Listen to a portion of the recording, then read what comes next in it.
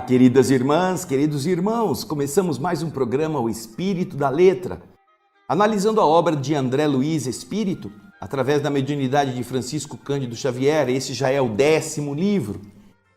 Todos os outros 9 estão à sua disposição no nosso canal do Espírito da Letra no YouTube.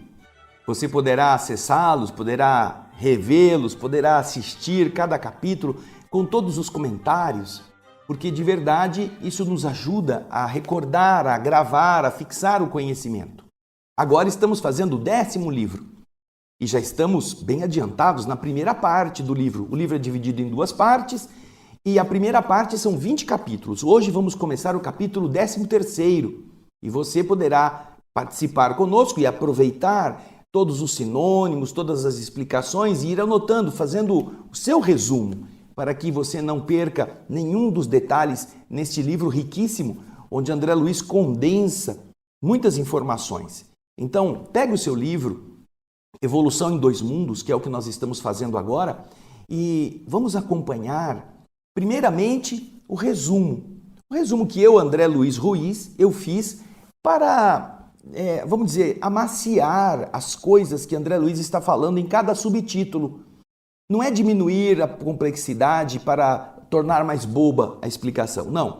É dar uma vestimenta mais palatável para nosso entendimento de leigo.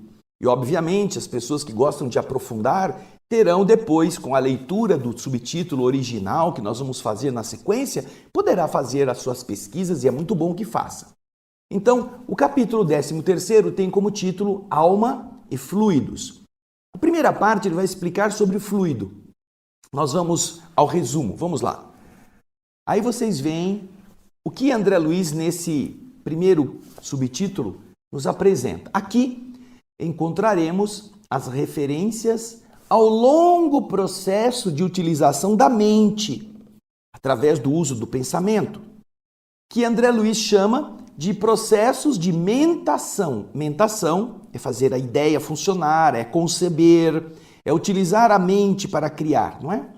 E também nos processos de reflexão. Reflexão é a volta da consciência, do espírito sobre si mesmo, para examinar o seu próprio conteúdo por meio do entendimento, da razão. E também poderemos acrescentar aqui essa reflexão como sendo o efeito do espelho, algo que vem de fora e que você assimila e você então reflete. São coisas interessantes que este capítulo vai nos mostrar. Depois disso, André Luiz vai nos apresentar o conceito de fluido em geral, descrevendo os diversos tipos de fluido que se conhecem nos variados estados da matéria, líquidos, gasosos e imponderáveis, que são os responsáveis pelos fenômenos luminosos, caloríficos e outros. Esse é o resumo do que André Luiz está falando nessa primeira abordagem dos fluidos em geral. Depois, então, que você já entendeu o conteúdo, que não é complicado, você vai me acompanhar agora na leitura do texto original do livro. Vamos a ela. Fluidos em geral. A consciência que aprendera a realizar as complexas transformações de força nas diversas linhas da natureza, em se adaptando aos continentes da esfera extrafísica, olha como ele fala bonito, né? A consciência que teve que ir e voltar para a esfera do mundo espiritual, para aquilo que de verdade a mente vai estagiar no outro lado da vida, essa consciência que ora está aqui, ora está lá, ele está dizendo, ela passa a manobrar os fenômenos da mentação. Mentação, olha, meu Deus, que nome difícil, mentação. Eu não vou conseguir ler esse livro. Mentação, olha aí. É a capacidade de criar com a mente, de idear, de você usar o pensamento para dar forma às coisas que você está criando. Então, passa o homem, a consciência, a manobrar com os fenômenos da mentação e da reflexão, que é a concentração sobre si mesmo, de que o pensamento é a base fundamental. Então, o pensamento passa a ser utilizado dessa forma, seja para criar coisas com o seu exercício, seja para meditar sobre ele próprio. Continua o texto. Definimos o fluido, e aí vem André Luiz com a definição dessa expressão, definimos o fluido desta forma, dessa ou daquela procedência, como sendo um corpo cujas moléculas cedem invariavelmente à mínima pressão. Esse é o conceito de fluido no mundo físico. Moléculas estas que se movimentam entre si, recebendo a mínima pressão. E também, quando elas sofrem a retenção por um agente de contenção, ou quando este agente de contenção deixa de existir, elas se separam, quando ficam entregues a si mesmas. E aí ele dá os exemplos. Temos assim os fluidos líquidos, elásticos ou aeriformes, são os gasosos, e os outrora chamados fluidos imponderáveis, tidos como agentes dos fenômenos luminosos, caloríficos e outros mais. Você vê o fluido, o líquido que você vai tomar, a água que nos abastece. Você tira da torneira, ela não tem uma forma. Você põe numa garrafa, ela assume a forma da garrafa, fica toda juntinha. Mas se de repente aquela garrafa se rompe, ela espalha, ela fica solta, ela fica entregue a si mesma.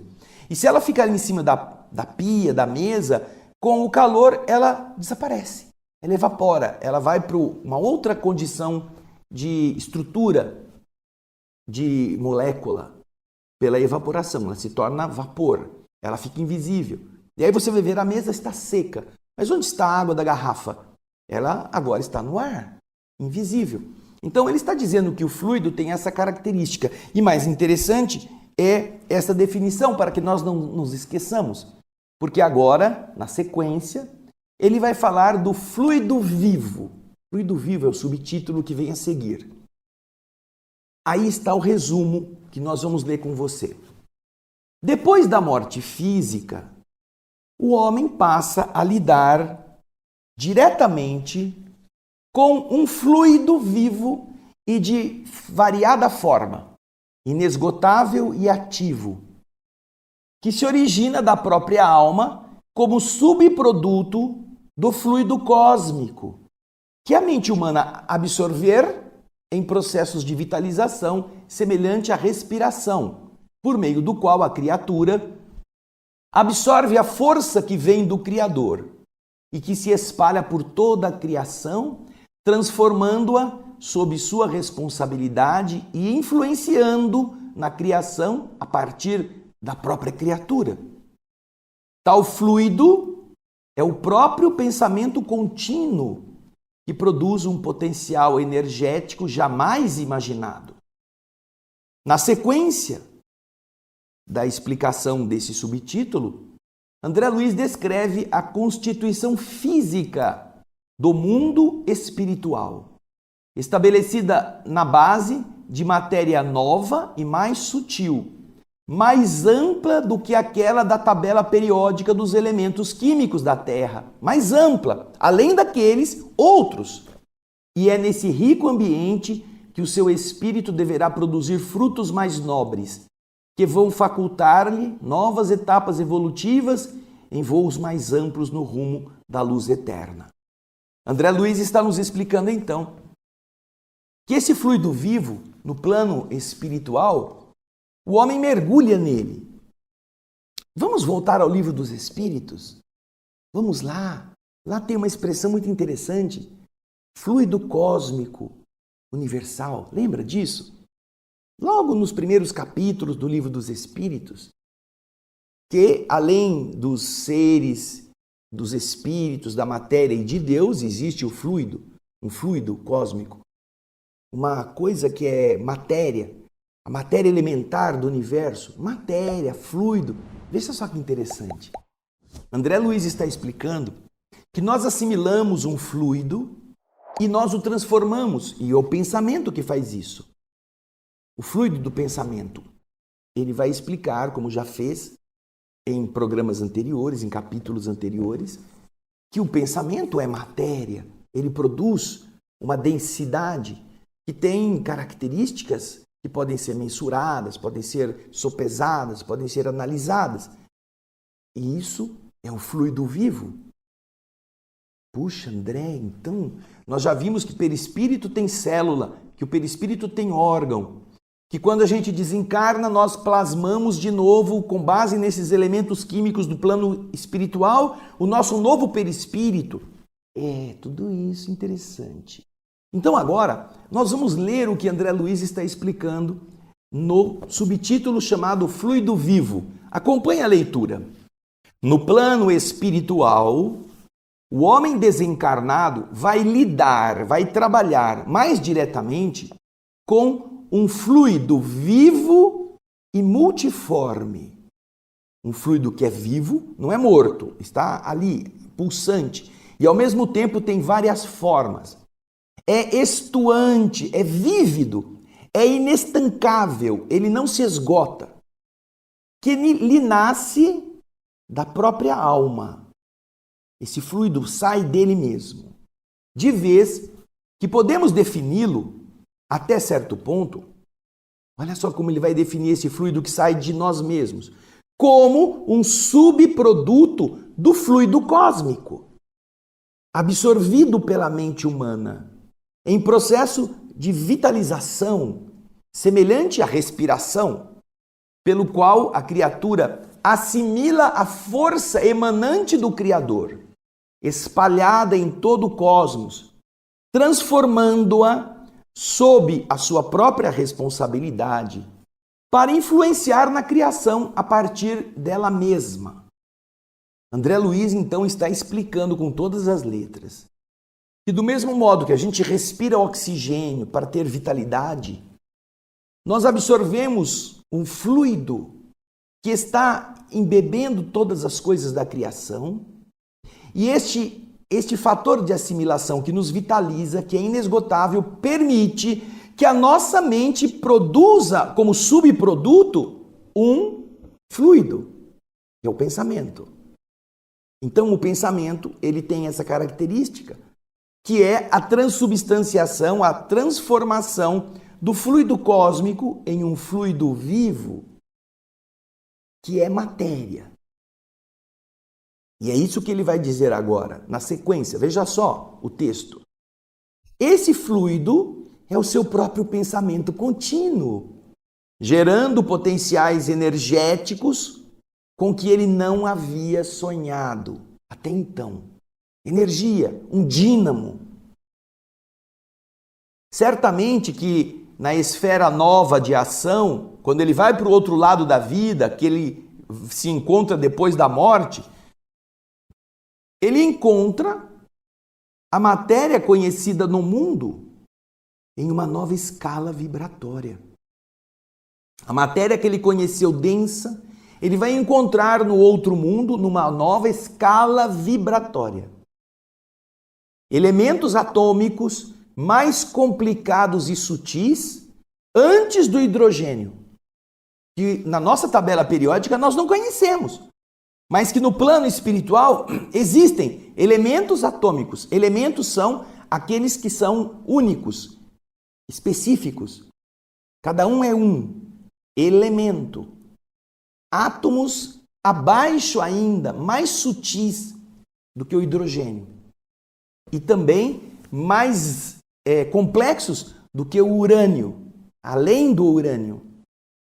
Então ele está dizendo elementos atômicos mais complicados e sutis antes do hidrogênio e além do urânio, em forma diversa daquela em que se caracterizam na Terra, na superfície planetária, engrandecem ao homem que está do outro lado da vida esta série de elementos químicos que formam o corpo. Ou seja, há elementos químicos no plano espiritual, mais sutis, diferentes daqueles do plano físico, e que vão fazer com que ele possa utilizar estes outros elementos, como na Terra ele não poderia, porque não estão materializados. Na Terra nós temos a materialização dos que são do hidrogênio até os mais complexos, na tabela periódica. Porém, no plano espiritual existem mais elementos atômicos que podem ser combinados também e que enriquecem aquela sequência chamada de estequiogenética. Estequiogenética é aquilo que representa os elementos químicos que formam os corpos. Aí ele continua dizendo no texto: o solo do mundo espiritual, veja só, o mundo espiritual não é uma fumaça, não é uma coisa assim etérea. O solo do mundo espiritual, estruturado com semelhantes elementos químicos, esses recursos, todos eles raiando na quintessência, na pureza sutil, corresponde ao peso específico do espírito. Ou seja, o espírito tem a mesma densidade do que tem o solo do plano espiritual. E então, detendo possibilidades e riquezas virtuais, espera por ele a fim de povoar-se de glória e beleza. O solo espiritual, os ambientes vibratórios, eles estão na mesma densidade do espírito, daquele que deixou a matéria e foi para lá. E eles estão submetidos à ação desta inteligência que pode plasmar, que pode alterar, que pode embelezar para que esse ambiente possa ser povoado de glória e de beleza. Porquanto, se o plano terrestre é o seio quente, tépido, morno da vida, em que o princípio inteligente deve nascer, deve consolidar-se, deve florir, deve amadurecer em energia consciente, o plano espiritual é a escola em que a alma se aperfeiçoará em trabalho de frutescência, de frutificação, antes que possa desferir mais amplos voos no rumo da luz eterna. Olha que treinamento sublime, olha que coisa maravilhosa. A Terra foi construída como o berço. Você imagina que existem chocadeiras. Sabe chocadeira? Ela tem uma temperatura específica, uma iluminação, ela tem uma disciplina que faz de conta que é a própria galinha. E não tem galinha, é uma chocadeira. E os ovos que são ali colocados, desde que eles estejam fertilizados, eles com o tempo adequado, pela temperatura que se conhece, pela umidade que é adequada, eles vão nascer os pintinhos. Mas cadê a galinha? Não está. O que nós estamos falando aqui, André Luiz nos está explicando, é que a Terra foi construída para que este ovo chamado mônada, aquela mônada inicial, pudesse ser gestada, ser amadurecida, para que ela fosse crescer, fosse ampliar-se, até que chegasse ao ponto de deixar o ovo básico e chegar à inteligência completa. Quando chega à inteligência completa, o espírito começa a ter a ação no mundo fora da chocadeira. É isso aqui, a chocadeira, é a Terra. Só que quando nasce o pintinho, que é o caso quando o homem atinge o estágio de ser espiritual, com o conhecimento completo, com a inteligência plena, o raciocínio com começo, meio e fim, ele já está podendo sair da chocadeira. Quando ele vai dormir, ele vê que tem um mundo fora da chocadeira. Quando ele perde o corpo físico, ele vai para esse outro lugar. E então ele percebe que é nesse outro lugar que ele vai descobrir potenciais que antes no corpo de carne ele teria ainda dificuldade de realizar. No corpo físico, enquanto encarnado, nós vamos ter que nascer, crescer, amadurecer, tornarmos-nos mais capacitados, mas nós vamos ter que frutificar como espíritos nesta outra área. Porque é ali que nós estaremos podendo vivenciar as experiências em que a mente produz, a mente altera a matéria. A mente pode embelezar ou pode enfeiar, porque a mente vai usando o fluido que é muito sutil, que serve como modelador, como massinha. Sabe massinha que você usa na escola para fazer bichinho, bonequinho? O pensamento, no plano espiritual, atua desta forma. Só que você não precisa da mão para fazer a imagem. Você pensa nisto e ela aparece. Vamos voltar ao livro Nos Domínios da Mediunidade? Nós já fizemos esse livro. Lá nós encontramos o quê? Primeiro capítulo. O pensamento gera plasma sutil. A ideia é um ser organizado, ao qual o pensamento dá forma e a vontade dá movimento e direção. Isso está lá, com essas palavras. A vontade dá movimento e direção. O pensamento dá forma. Eu me recordo agora de uma passagem de um dos livros de André Luiz, em que eles estão recebendo do plano espiritual uma entidade muito elevada que vem explicar certas coisas. E então o instrutor, eu não sei se é no mundo maior ou é Obreiros, é um desses livros que nós já fizemos, inclusive. O instrutor diz assim: o nosso espírito amigo que vai nos trazer orientação, ele é muito elevado, mas ele precisará, para poder estar conosco, de um ambiente adequado dentro de uma câmara cristalina.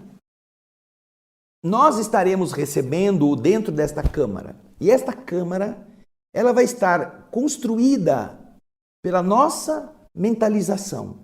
Nós vamos mentalizar um cenário para que esse espírito possa chegar aqui e possa se sentir ambientado numa coisa agradável. Então, vocês imaginem, e aí o instrutor que está fora da câmara, juntamente com André Luiz e com seu amigo, recebem a determinação. Nós vamos modelar aqui uma paisagem campestre, com um chão com grama, uma árvore com galhos e folhas. Fulano vai ser responsável por plasmar a árvore. Beltrano vai ser responsável por plasmar a rocha e o solo. Fulano e ciclano vão ser responsáveis por plasmar a grama. Vocês vão ficar aqui em pensamento, criando isto.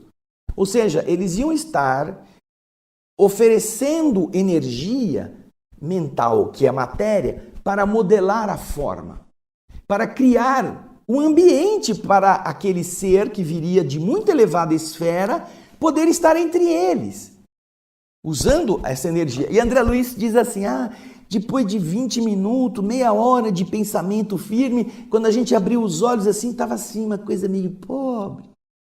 Não tinha graminha, só tinha uns matinhos aparecendo.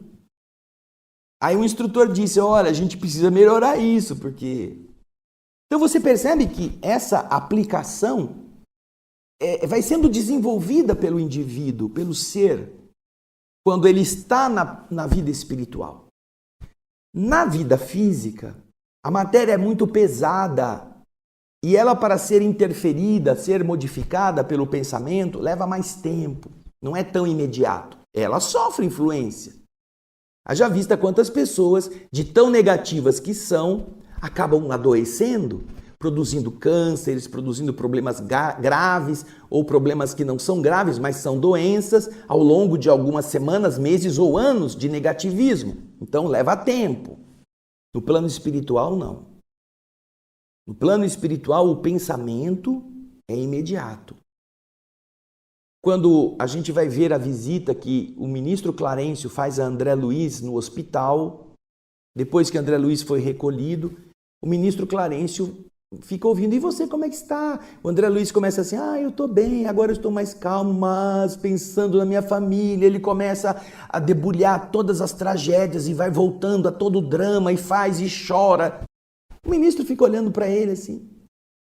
Depois de deixar ele vomitar todas as tragédias, aquela dramatização, aquela coisa de eu sou infeliz, eu sou a minha esposa, onde será que ela está? Eu não sei o que é pior, o sofrimento em que eu estava ou a angústia que eu sinto agora, porque eu não sei dos meus filhos. Aquela baboseira de sempre. Aí o ministro, depois de um certo tempo, diz, escuta meu filho, você quer sarar? Você quer sarar? Quero sim, senhor. Então, evite falar de você mesmo. Evite cultivar as ideias negativas, porque isso é uma doença mental. Doença mental. De tratamento difícil e de curso prolongado, diz o ministro Clarencio.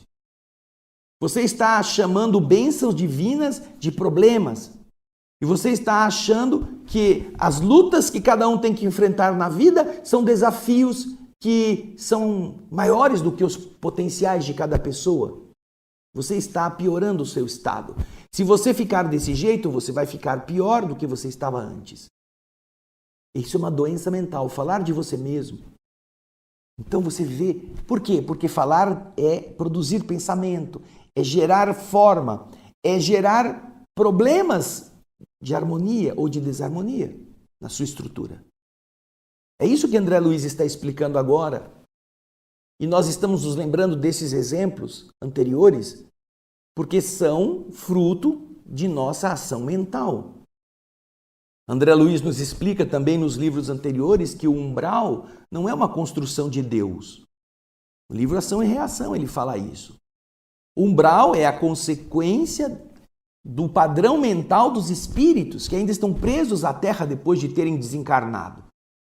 Que querem viver as emoções porque eles produzem mentalmente essas ideias. E esse empastelamento, essa densidade escura é o subproduto disto que André Luiz nos está falando aqui neste livro. Esta coisa pesada, essa coisa negativa, essa coisa de ódio, de rancor, de vingança, de desejo, de volúpia própria de uma mente inferior, produz isto. É a mesma coisa que um indivíduo que não gosta de se higienizar. Ele não gosta de tomar banho. E ele fica 1 dia, 2 dias, 3 dias, no 5º dia, o cheiro dele todo mundo sente. Não é que ele mergulhou numa pocilga naquela hora e ainda não foi tomar banho. Não, ele não fez nada, ele apenas não se higienizou, ele não se limpou. E o próprio organismo produz secreções que vão começando a fazê-lo feder, a ter um mau cheiro. E as pessoas que chegam perto dele sentem isso, porque ele cria uma atmosfera. Isso acontece com a concentração de mentes sem higiene. Mentes higienizadas não produzem isto, mas as mentes sem higiene, sem disciplina, produzem essas vibrações que, obviamente, como estão todos em volta aqui do núcleo terroso, eles vão estar criando todo um mau odor mental, vamos chamar assim, em volta de onde estão. É isto que André Luiz vai nos falando. E que o umbral é exatamente isso. Ele começa na superfície da Terra e se estende para alguns quilômetros acima, em níveis de vibração mais densa ou menos densa. Portanto, é matéria. A densidade do espírito. Por isso que quando o indivíduo sai do corpo, ele está num ambiente que tem terra, que tem montanha, que tem casa, que tem tudo o que tem para o espírito estar em relação. E ele poderá utilizar o pensamento para criar um outro ambiente, para elevar-se a uma outra altura. Depende dele. Então agora, nós vamos ao próximo subtítulo, cuja expressão que André Luiz utiliza para denominá-lo é Vida na Espiritualidade. E eu achei esse subtítulo tão assim claro, fácil de explicar, que eu nem fiz resumo. Nós vamos ler diretamente na obra de André Luiz o subtítulo Vida na Espiritualidade. Você vai acompanhar comigo agora na tela este subtítulo. Vamos lá. Na moradia logo em comum, em continuidade para a qual o homem se transfere, ele encontra, portanto, as mesmas leis de gravitação que controlam a Terra, com os dias e as noites marcando a conta do tempo, embora os rigores das estações estejam suprimidos pelos fatores de ambiente que asseguram a harmonia da natureza, estabelecendo clima quase constante e quase uniforme. Como se os equinócios e os solstícios, que são, aqui um detalhe para você entender, são os pontos orbitais que marcam a mudança das estações. Então nós temos 21 de setembro, 21 de dezembro, 21 de março, 21 de junho. São os equinócios e solstícios. Quando a Terra está girando em torno do Sol, nesses pontos nós passamos de uma estação para outra. Então ele está dizendo que esse clima fica quase constante, como se os equinócios e os solstícios entrelaçassem as próprias forças, retificando automaticamente os excessos de influenciação com que se dividem. Eles se equilibram. plantas e animais domesticados pela inteligência humana durante milênios podem ser aí aclimatados e aprimorados.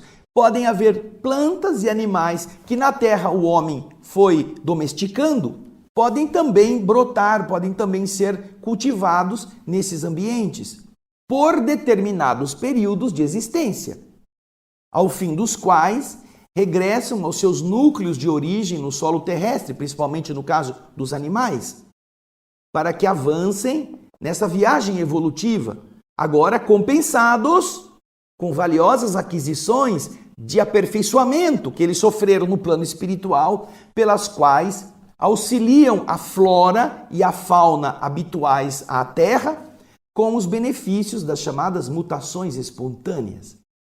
As mutações espontâneas são fruto dessas modificações genéticas havidas nas espécies vegetais e animais, enquanto estão sendo cultivadas nessa outra dimensão, na dimensão do mundo invisível.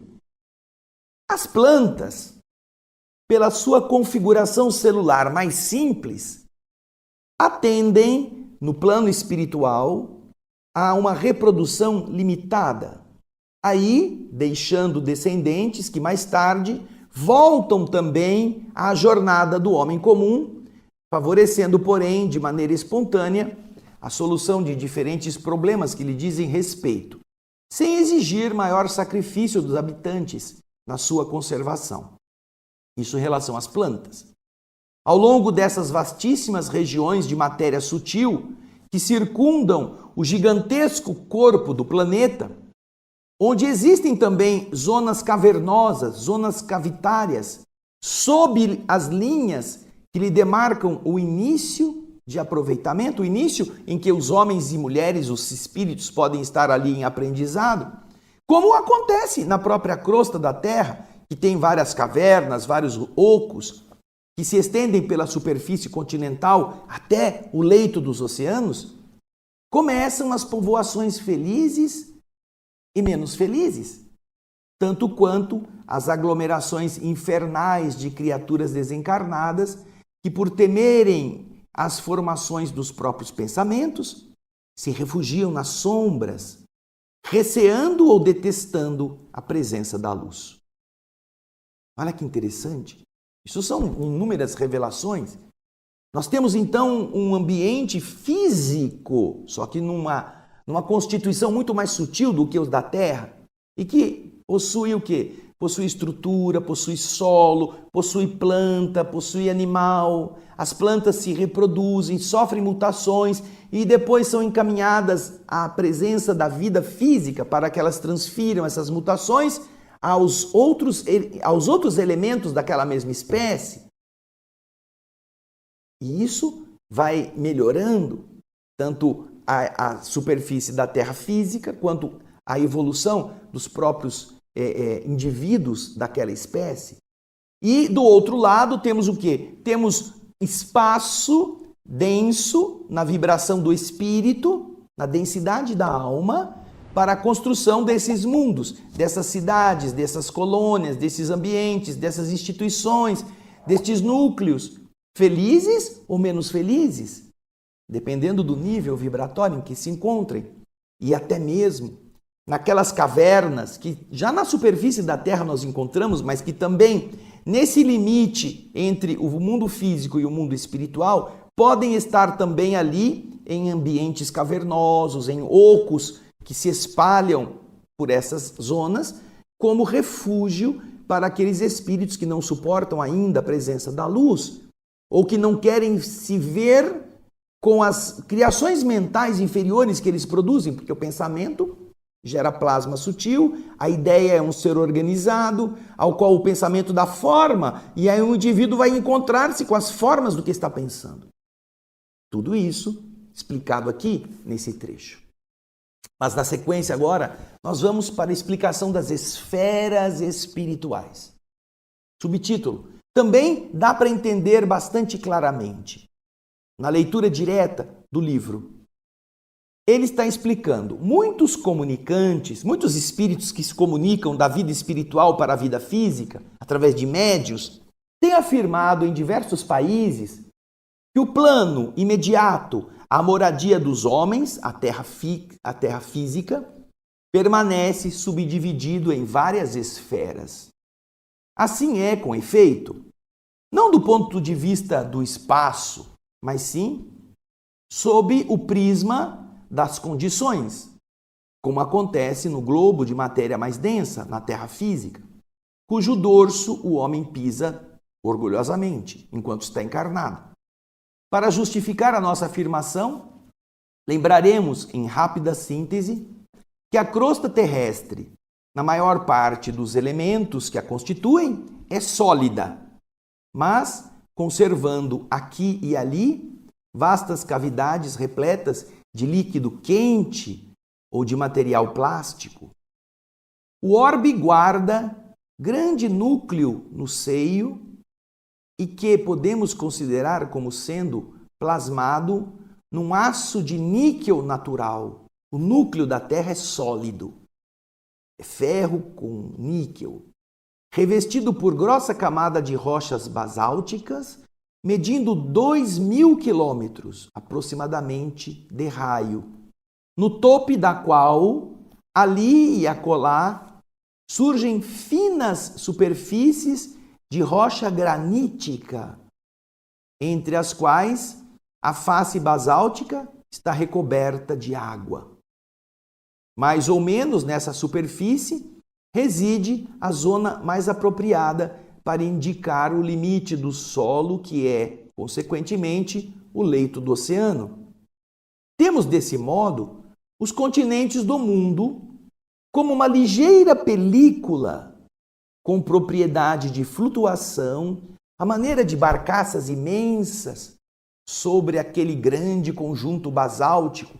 Película essa que mantém a espessura, em média, de 50 quilômetros.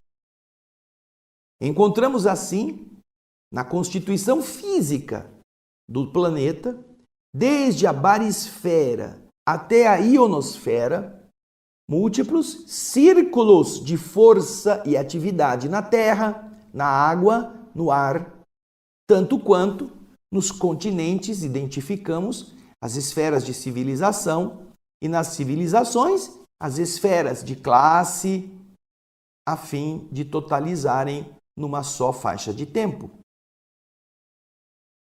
numa só faixa de espaço. Você vê então que essa estrutura não é uma coisa absurda. Na Terra já existe isto. Nós estamos vivendo em camadas. São núcleos, dependendo da pressão da estrutura de construção da matéria sob aquelas condições. Você já teve uma panela de pressão na sua casa? Por que você usa panela de pressão? Porque com mais pressão, você precisa de menos tempo para cozinhar um alimento. Você muda o espaço em volta, bloqueando a saída do vapor. Então o vapor pressiona e com menos tempo você faz o mesmo prato. Então você percebe que você está criando condições para mudar a estrutura da matéria no seu fogão, na panela que você está usando. Imagina então você observar todas as forças e que no plano espiritual funcionam. Funcionam como densidade, como gravidade, como força de atração, como a estrutura de dia e noite.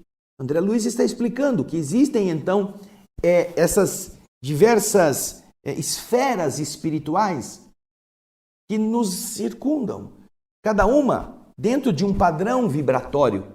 Não é que tem um espaço físico que diz aqui termina uma e aqui começa a outra, tem um limite, um muro. Não existe isso. Porém, a densidade das mentes, a densidade dos pensamentos daquele nível é que mantém todas as pessoas ou as almas naquela situação. Quando isso já vai mudando, espíritos menos densos podem habitar ambientes menos densos também. E isso é da regra do mundo. Por que o núcleo da Terra é sólido? Porque é feito de níquel e ferro.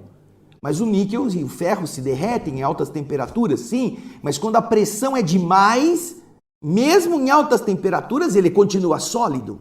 Ele não derrete.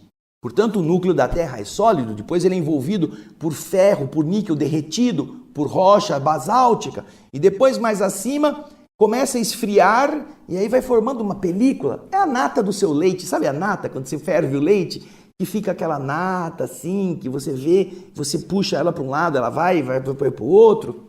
Então, o nosso continente é uma nata resfriada sobre aquele leite de magma que os vulcões revelam quando eles entram em erupção. E ela flutua, ela vai para cá, vai para lá, elas se chocam, os continentes se abalroam, se penetram, interpenetram.